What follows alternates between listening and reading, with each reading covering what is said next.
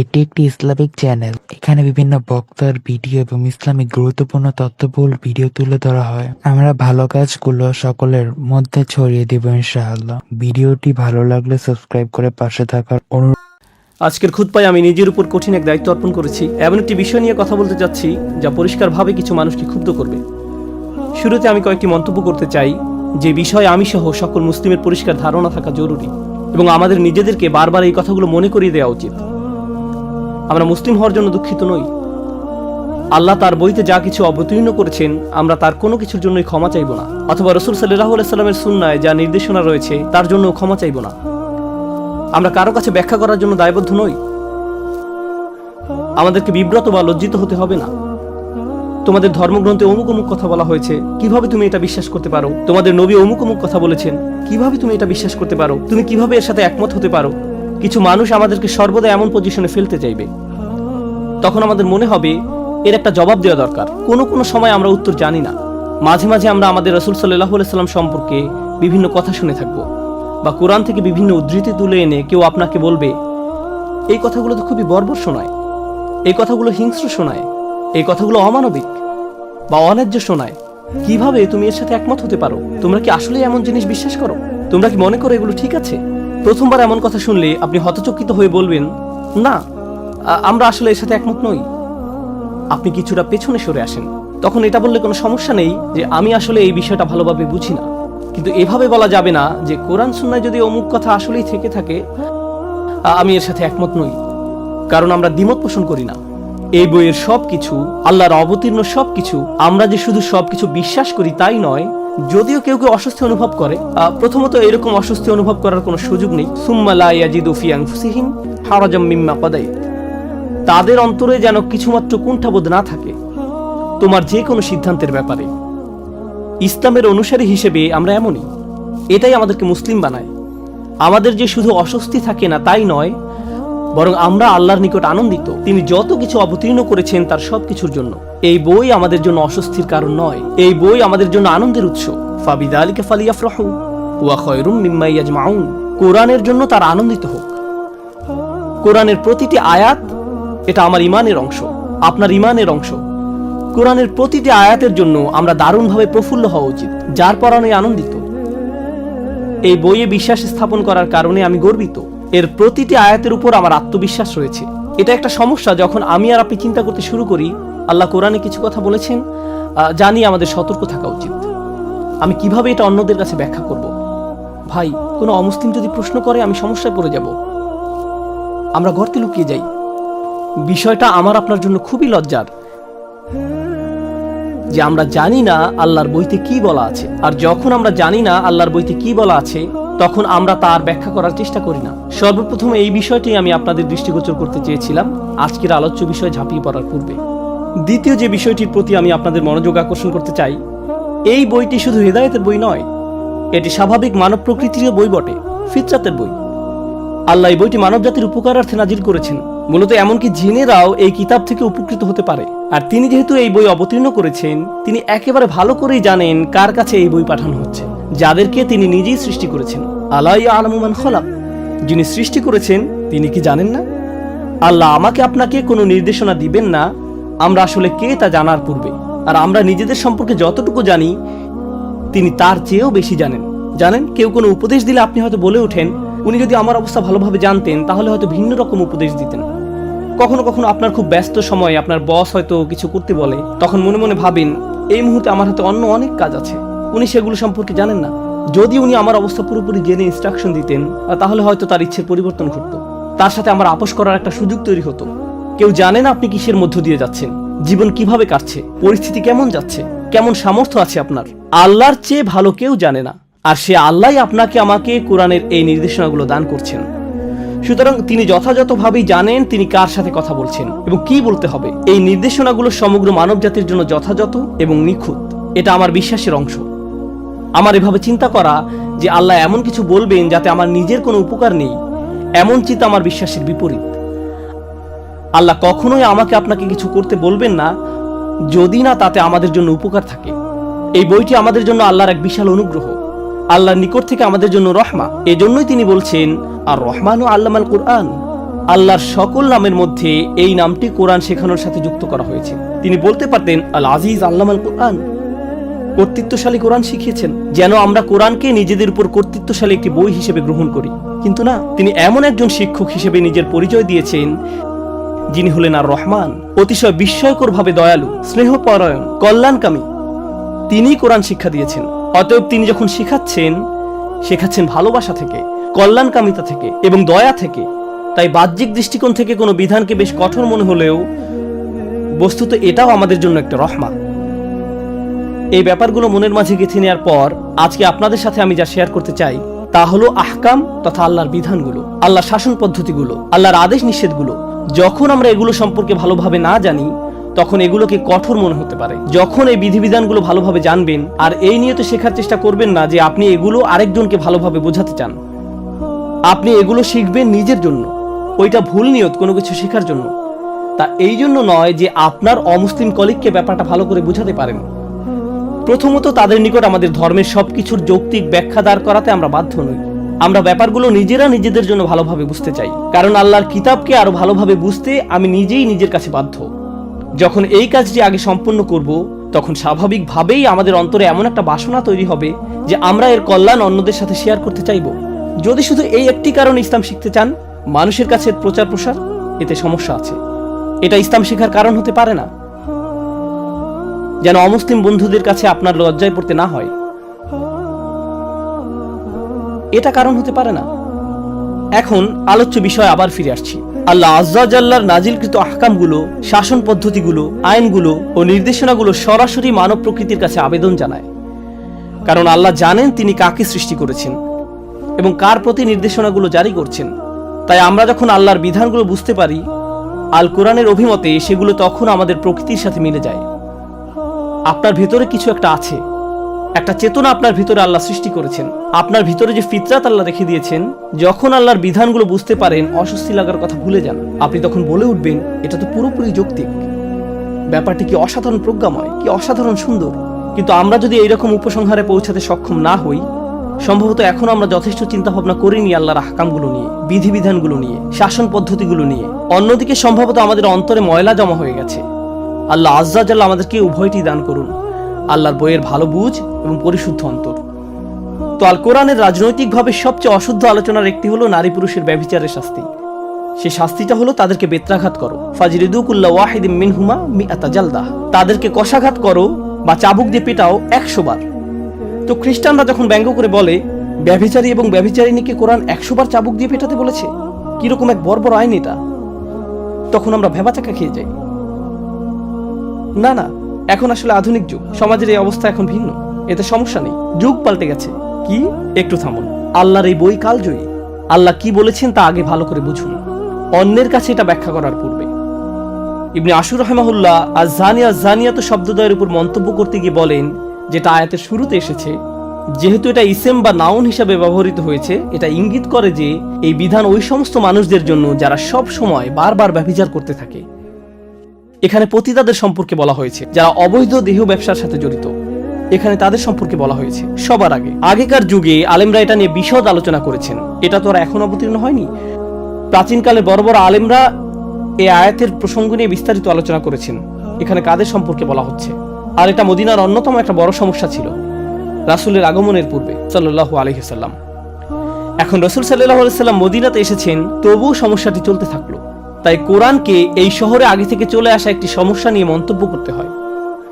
সমস্যাটা এতটাই প্রকট ছিল যে এই অংশটা গুরুত্বপূর্ণ। আমার মনে হয় এখানে উপস্থিত সবাই জেনে থাকবেন যে 4 জন সাক্ষী উপস্থিত করা ছাড়া ব্যভিচারের শাস্তি দেওয়া যায় না।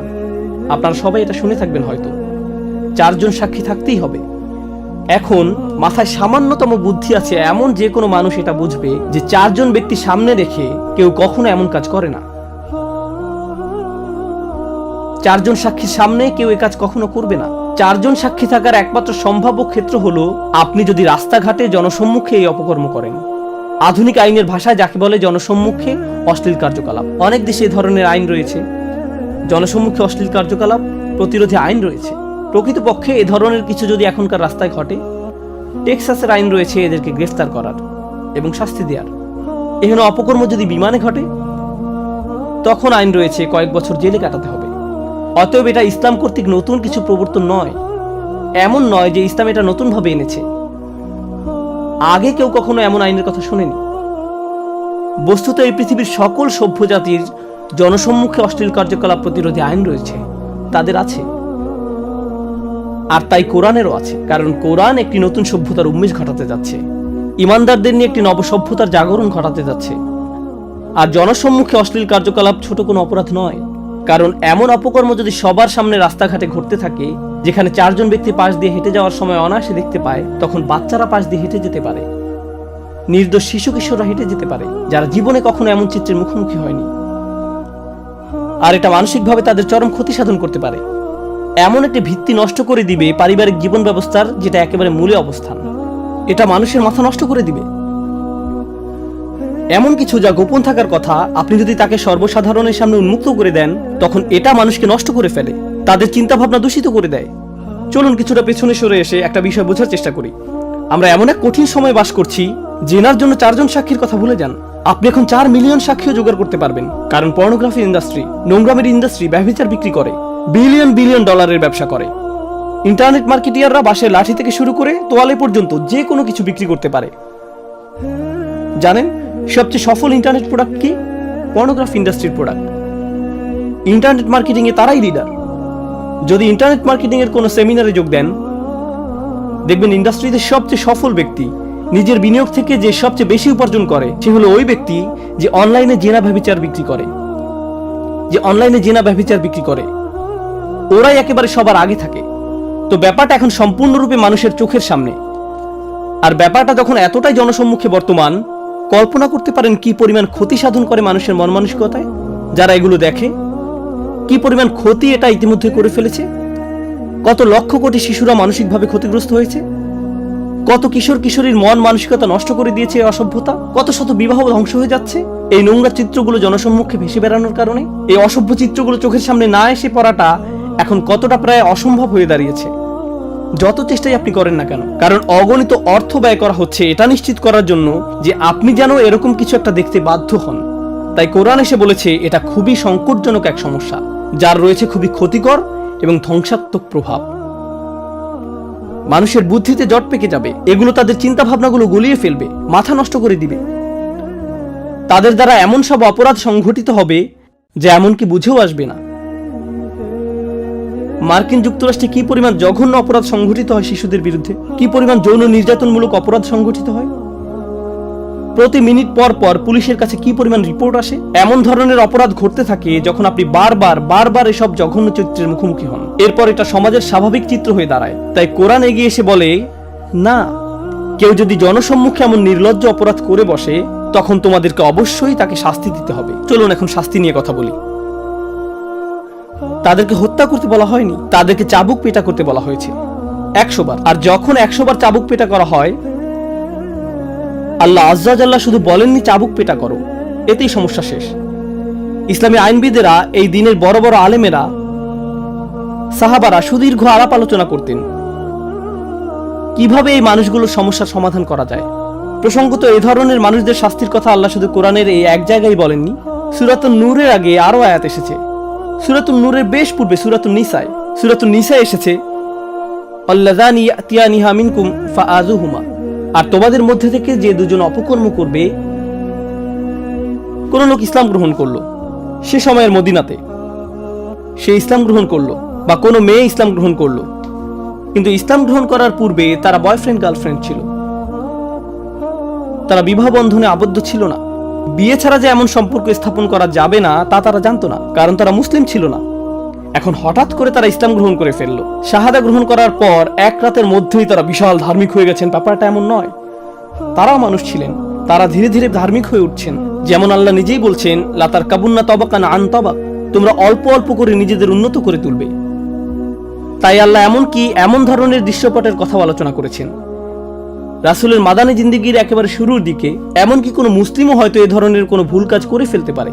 কোনো যুবক ছেলে নফসের তাড়না বিয়ে ছাড়াই কিছু একটা করে ফেললো, সে এখনো বিয়ে করেনি, কিন্তু একটি মেয়ের সাথে সে কিছু একটা করে ফেললো।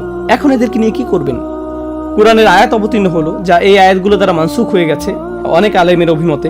তাদের জন্য কোন ধরনের শাস্তি নির্ধারণ করা হয়েছিল? আল্লাযানি ইয়াতিয়ানিহা মিনকুম আর তোমাদের মধ্যে থেকে যে দুজন অপকর্ম করবে ফাআযুহুমা, তাদেরকে শাস্তি প্রদান করো। কিভাবে শাস্তি দিতে হবে তা আল্লাহ বলেননি, তিনি শুধু বলেছেন তাদেরকে শাস্তি প্রদান করো। তো সাহাবারা এটা নিয়ে দীর্ঘ আলোচনায় লিপ্ত হতেন। ইবনে আব্বাস রাদিয়াল্লাহু তাআলা আনহু এবং কয়েকজন সাহাবা বলতেন, আল্লাহ হয়তো এখানে তাদেরকে বকাঝকা করার কথা বলছেন, তাদেরকে ডেকে এনে ধমক দিয়ে বলো কিভাবে তোমরা এমন কাজ করতে পারলে।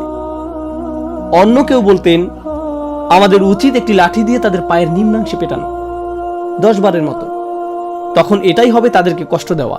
তাদেরকে চাবুক পেটা বা কাটা ছেঁড়ার কথা কেউ কখনো চিন্তাই করেনি। উল্টো করে ঝুলিয়ে রাখা বা পাথর মারার কথাও কেউ চিন্তা করেনি। না না না, তখন এই ধরনের কোনো বিধান আসেনি। তারা যুবক বয়সের তাড়নায় একটি ভুল করে ফেলেছে, ব্যাপারটাকে সহজভাবে গ্রহণ করুন। তারা মাত্র কিছুদিন হলো ইসলাম গ্রহণ করেছে, ভুল কাজটা ঘটে গেছে, ঠিক আছে, তাদেরকে তিরস্কার করতে হবে। প্রসঙ্গত এটা কোরআনেরই বিধান, ফাইন তাবা ওয়া আসলাহা ফাআরিদু আনহুমা। অতঃপর যদি তারা তওবা করে এবং বলে যে আমরা আর কখনো এমন কাজ করব না, বা যদি তাদের বিয়ে হয়ে যায় তবে তাদেরকে ছেড়ে দাও, এটা নিয়ে আর বাড়াবাড়ি করতে যেও না। ফাআরিদু আনহুমা, তাদেরকে উপেক্ষা করো, তাদের ব্যাপারে নিবৃত্ত হও। ইন্নাল্লাহা কানা তাওয়াবার রহিমা, নিশ্চয়ই আল্লাহ অতিশয় তওবা কবুলকারী, পরম দয়ালু। তাদেরকে স্বাভাবিক জীবনযাপন করতে আর বাধা দিও না। তারা বড় একটি ভুল করেছে, কিন্তু এখন তাদেরকে অন্য সবার মতো স্বাভাবিকভাবে চলতে দাও। তাদেরকে আর অপমানিত করো না, যা করার তা ইতিমধ্যে করেছো।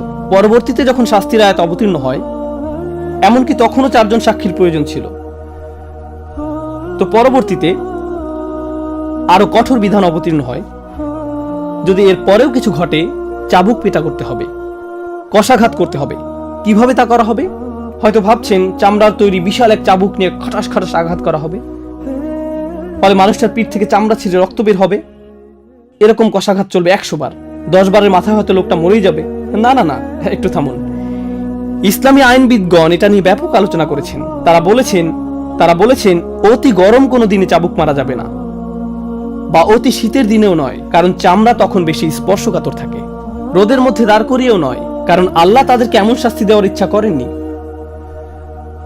যে ব্যক্তি চাবুক পেটা করবে তার বগল যেন দৃষ্টিগোচর না হয়, সে যেন এভাবে পূর্ণ শক্তিতে না পেটায়। কারণ আমরা মনে করি শাস্তি যেহেতু দিতে হবে, তাই বিশাল দেহের অধিকারী মানবরূপী কোনো দানবকে নিয়ে আসতে হবে, সে কঠোরভাবে পেটাতে পারবে। না না, মূল উদ্দেশ্য এটা নয়। বস্তুত এ শাস্তি অনেকটাই আনুষ্ঠানিকতা মাত্র। ইসলামের ইতিহাসে এ শাস্তি বাস্তবায়িত হয়েছিল মাত্র, প্রসঙ্গত ইসলাম মহাদেশের পর মহাদেশ জুড়ে ছড়িয়ে পড়েছিল। আপনারা জানেন সেটা। গত 1400-1500 বছর যাবৎ কোটি কোটি মানুষ ইসলামের ছায়াতলে আশ্রয় গ্রহণ করেছিল। গোটা সময়টা জুড়ে সম্ভবত 3-4 বারের এমন ঘটনা ঘটার রেকর্ড পাওয়া যায়। আর শাস্তি কার্যকর করার মতো একটা উপলক্ষ্য তৈরি হয়নি। এটা ইসলামের ইতিহাস, মহাদেশের পর মহাদেশ জুড়ে। কিন্তু যদি কখনো শাস্তি দেওয়ার মতো উপলক্ষ্য তৈরি হয়, মনে রেখো চাবুক মারার সময় বগল যেন দৃষ্টিগোচর না হয়। শরীরের কোনো জায়গায় আঘাত করলে যদি তা প্রাণঘাতী হয়ে যাবার সম্ভাবনা দেখা দেয়, সেখানে আঘাত করো না। যদি আঘাতের ফলে শরীরের কোনো অংশ ফেটে যায়, দ্বিতীয়বার সেখানে আঘাত করো না। মুখে আঘাত করো না, স্পর্শকাতর কোনো স্থানে আঘাত করো না। এভাবে পুঙ্খানুপুঙ্খ নির্দেশ দেয়া হয়েছে। কিন্তু এটা আসলে আমার খুতবার মূল বিষয়বস্তু নয়। এই শাস্তি ব্যাখ্যা করার জন্য আজকের খুতবার অবতারণা করা হয়নি। ব্যাপারটা হলো আল্লাহ সিদ্ধান্ত নিয়েছেন জনসম্মুখে অশ্লীল কার্যকলাপ বড় ধরনের অপরাধ, কারণ এটা সমাজ নষ্ট করে ফেলে, তাই এর জন্য শাস্তি দিতে হবে। এখানে মূলনীতি হলো বিভিন্ন ধরনের পাপ রয়েছে, কিন্তু আপনি যদি এমন ধরনের পাপে নিমজ্জিত হন যা সমাজ নষ্ট করে ফেলে, তাহলে এই দুনিয়াতেই আপনাকে এর জন্য শাস্তি পেতে হবে। আপনি এমন অনেক পাপ করি যা শুধু আমাদের নিজেদের ক্ষতি করে। এতে শুধু আমরা ব্যক্তিগতভাবে ক্ষতিগ্রস্ত হই, আর এর জন্য কিয়ামতের দিন আমাদেরকে আল্লাহর নিকট জবাব দিতে হবে। আমাদের সেজন্য এই পৃথিবীতে শাস্তি দেওয়া হয় না। শরীয়ত আপনার জন্য কোনো শাস্তি নির্ধারণ করে না এই দুনিয়াতে, কারণ ক্ষতিটা শুধু আপনার নিজের বা পরিবারের মধ্যে সীমাবদ্ধ এমন কিছু। কিন্তু আপনি যখন এমন কোনো অপরাধ করেন যা অন্যদের যন্ত্রণা দেয়, অন্যদের ক্ষতি করে, সমাজ নষ্ট করে ফেলে, তখন ইসলামে এর জন্য সামাজিক শাস্তির বিধান রয়েছে। আপনার সব কাজের জন্য আল্লাহ আপনাকে শাস্তি দিতে আগ্রহী নন। আমাদের ধর্ম এমন নয়। আপনি অন্য কিছুর সাথে তালগোল পাকিয়ে ফেলছেন। এখন যদি এই ব্যাপারটা ভালোভাবে বুঝতে সক্ষম হন, তাহলে আমার আজকের খুতবার একেবারে মূল বিষয়বস্তুটা শুনুন, যে বিষয়টা আমি বোঝাতে চাই। কতবার চাবুক পেটা করতে হবে? 100 বার। এরপর আল্লাহ আরেকটি অপরাধের কথা উল্লেখ করেন, যা প্রায় জেনার মতোই জঘন্য, প্রায় জেনার মতোই খারাপ। কারণ সে অপরাধের জন্য 80 বার চাবুক পেটা খেতে হবে। 80 বার। ব্যবহারিক দৃষ্টিকোণ থেকে বলতে গেলে কাউকে যদি 100 বার কষাঘাত করা হয় এবং অন্য একজনকে 80 বার, এর মাঝে আসলে তেমন কোনো পার্থক্য নেই। উভয় ক্ষেত্রেই ব্যাপারটা অপমানজনক, উভয় ক্ষেত্রেই বিব্রতকর। প্রসঙ্গত, আমি পূর্বের আয়াতে শেষাংশে উল্লেখ করিনি, যখন চাবুক পেটা করা হচ্ছে আল্লাহ বলেন ওয়ালিয়াশহাদ আযাবাহুমা তাইফাতুম মিনাল মুমিনিন, সবার আগে ওয়ালা তাখুযুকুম বিহিমা রাফাতুম ফি দীনিল্লাহ, আল্লাহর আইন কার্যকর করার ব্যাপারে তাদের প্রতি দয়া মায়া তোমাদেরকে যেন প্রভাবিত না করে। অন্য কথায়, এমনকি যে ব্যক্তি শাস্তি কার্যকর করে তারও খারাপ লাগে এবং বলে আমি এটা করতে চাই না। আর আল্লাহ বলছেন আমি জানি তুমি এটা করতে চাও না, কিন্তু তবু তোমাকে এটা করতে হবে। আল্লাহ তাকে কঠোর হতে বলছেন না, আল্লাহ তাকে বলছেন আমি স্বীকার করে নিচ্ছি তোমার পাপী মুসলিম ভাইয়ের জন্য তোমার দরদ রয়েছে। আমরা এই আয়াত থেকে শিখছি এমনকি যে মানুষেরা এমন জঘন্য কাজ করে জনসম্মুখে, এমনকি সেসব মুসলিম ভাই বোনদের জন্যও আমাদের মনে বেশি ভালোবাসা এবং রহমা রয়েছে, যে আমরা এমনকি তাদেরকে শাস্তিও দিতে পারি না তাদের প্রতি রহমা এবং রফা অনুভব করা ছাড়া। কিছু মানুষ মনে করে আমি যেহেতু শরিয়া প্রতিষ্ঠা করতে যাচ্ছি, চাবুক পেটা করার জন্য আমার আর তর্স হয়েছে না, যাকে মারবো তাকে মারার মতো মারবো, এর মানেই হলো ইকামতুল হুদুদ। কোন কোরআন অধ্যয়ন করছো তুমি? অন্যদিকে আল্লাহ আজ্জা ওয়া জাল্লা তোমার নিকট বর্ণনা করছেন তোমার মুসলিম ভাই বোনের জন্য তোমার অন্তরে ইতিমধ্যেই অনুকম্পা রয়েছে, তোমাকে এখন সেটা ভুলে কঠিন কাজটা করতে হবে, কারণ তোমার একজন মুসলিম ভাইকে শাস্তি দিতে হবে। এই কথা বলার পর তিনি আরো বলেন একদল মুমিন যেন তাদের শাস্তি প্রত্যক্ষ করে, যে কোনো ধরনের ইমানদার নয়। আর রাসিখুনা ফিল ইলমি ওয়াল ঈমান, নিজেদের বিশ্বাসে যারা অত্যন্ত মজবুত। তিনি এভাবে বলেননি আল্লাযীনা আমানু, তিনি বলেছেন মুমিনিন। সুতরাং পরিপক্ক ইমানদারদের একটি দল যেন তাদের শাস্তি প্রত্যক্ষ করে। তাহলে পরিপক্ক ইমানদারেরা তথা ইবাদতকারীরা, আধ্যাত্মিক দিক থেকে পূর্ণতা প্রাপ্তরা, বয়স্ক মানুষেরা, প্রজ্ঞাবান মানুষেরা এই শাস্তি প্রত্যক্ষ করছে। কেন কেন তাদেরকে দেখতে হবে? এটা দেখার জন্য তো যুবক ছেলে মেয়েদের নিয়ে আসা উচিত। এই যে তোমরা ভুলেও এ কাজ করতে যেও না, করলে কেমন শাস্তি পেতে হবে দেখতে পাচ্ছ তো। কিন্তু আল্লাহ এটা বলেননি, আল্লাহ বলেছেন মুমিনদের নিয়ে এসো। ইবনে কাইয়িম সহ বড় বড় আলেমরা এই ব্যাপারটা নিয়ে মন্তব্য করেছেন, যে কারণে মুমিনদের নিয়ে আসা উচিত, যেন মুমিনরা এই শাস্তিপ্রাপ্ত ব্যক্তির জন্য দোয়া করতে থাকেন, কারণ সে তো এখনো মৃত্যুবরণ করেনি, এখনো সে জীবিত।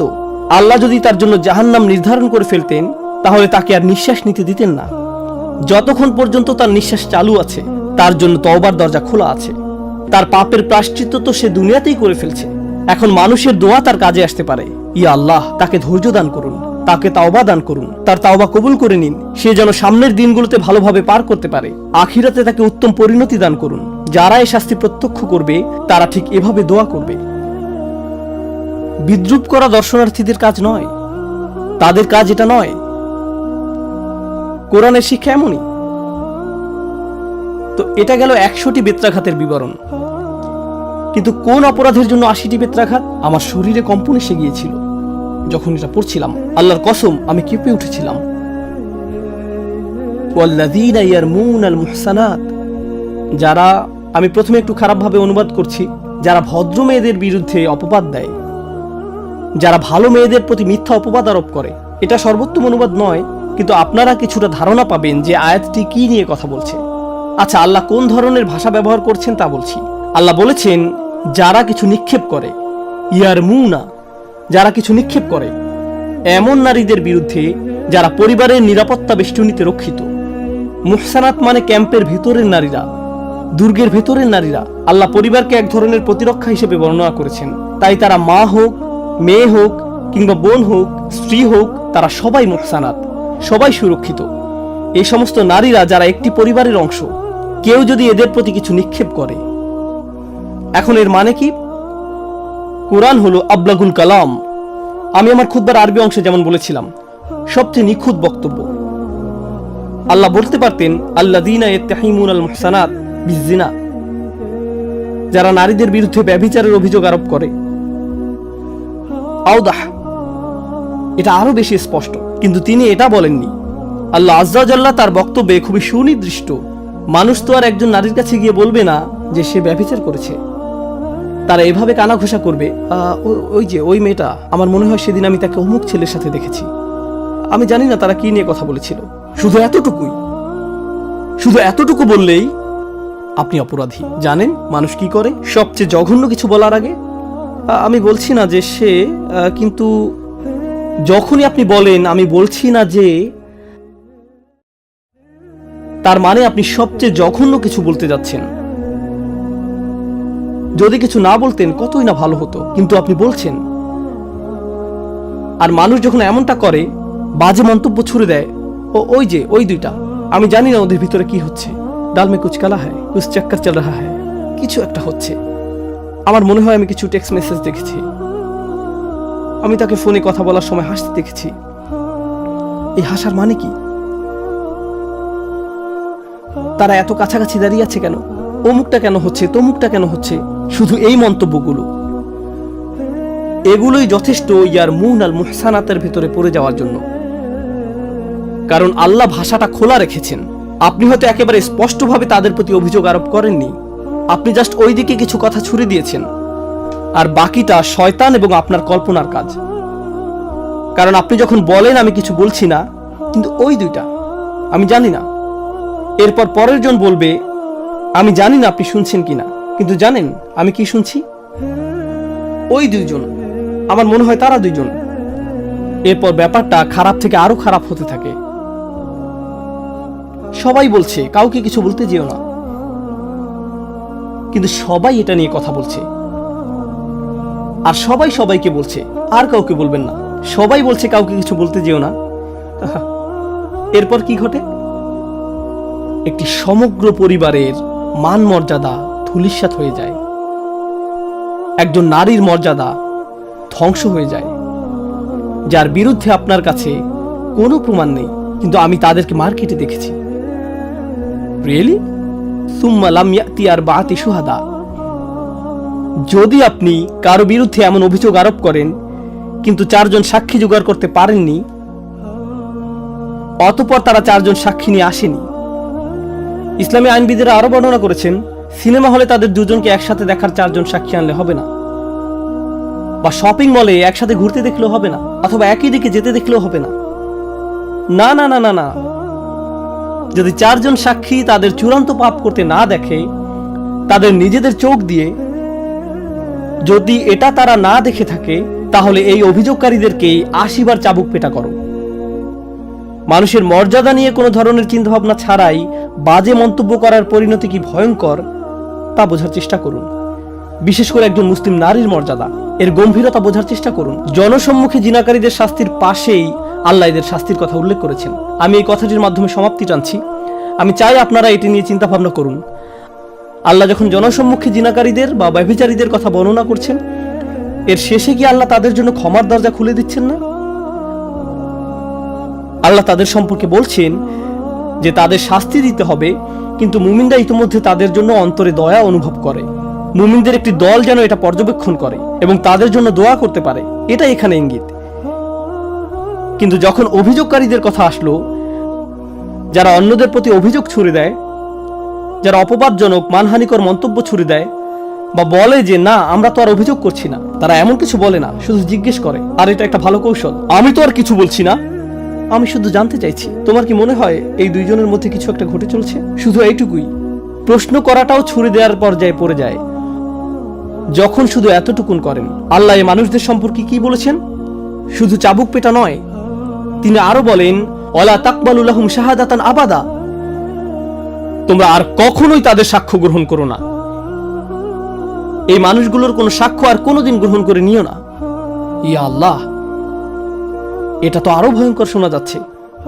এটাই শেষ নয়, তদুপরি ওয়া উলাইকা হুমুল ফাসিকুন, আর এরাই হলো চূড়ান্ত নীতিভ্রষ্ট। আল্লাহ এই কথা এমনকি ব্যভিচারীদের সম্পর্কেও বলেননি, তিনি তাদের সম্পর্কে বলেননি, কিন্তু এদের সম্পর্কে বলেছেন ওয়া উলাইকা হুমুল ফাসিকুন। প্রশ্ন হলো কেন এদের চাবুক পেটা করা হচ্ছে? এটাই খুতবার শেষ কথা।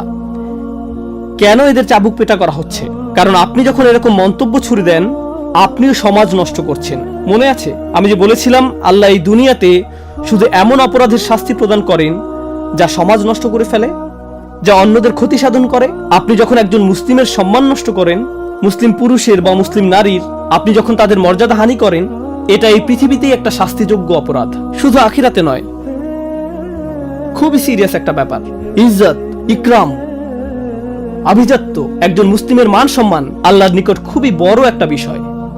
আল্লাহ এটাকে সুনির্দিষ্ট করে আলাদাভাবে উল্লেখ করেছেন। তিনি বলেন, ওয়ালিল্লাহিল ইজ্জাতু ওয়ালি রাসূলিহি ওয়াল মুমিনিন। সকল মর্যাদা তো আল্লাহর, তার রাসূলের ও মুমিনদের। আল্লাহ মুসলমানদের এটা দান করেছেন। আপনি আমি এটা কেড়ে নিতে পারবো না যা আল্লাহ দান করেছেন। এটা এমন কিছু যা আল্লাহ দান করেছেন, আমাদেরকে এটা রক্ষা করতে হবে। আমরা আমাদের জিহ্বা দিয়ে সবচেয়ে ধ্বংসাত্মক কিছু করে ফেলতে পারি। যখন সন্দেহ তৈরি হয়, তখন শুধু আল্লাহর এই কথাগুলো স্মরণ রাখুন। ইজতানিবু কাসীরাম মিনাজ যন্নি ইন্না বা'দাজ যন্নি ইসমুন। তোমরা অধিক অনুমান করা থেকে দূরে থাকো, নিশ্চয়ই কোনো কোনো অনুমান তো পাপ। কোনো কোনো অনুমান খুব ভয়াবহ পাপে পরিণত হতে পারে। ধারণা করা থেকে দূরে থাকো। মানুষকে সন্দেহের ক্ষেত্রে সুবিধা দান করুন। আপনি ওই দুজনকে চিনেন না, তারা পরস্পরের হাত ধরে আছে এবং ওই দিকে হেঁটে যাচ্ছে।